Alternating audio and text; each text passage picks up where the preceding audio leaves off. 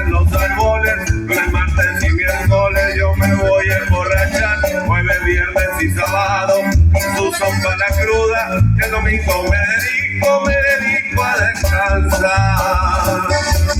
Hay que seguir tomando como aspiramos, porque vámonos.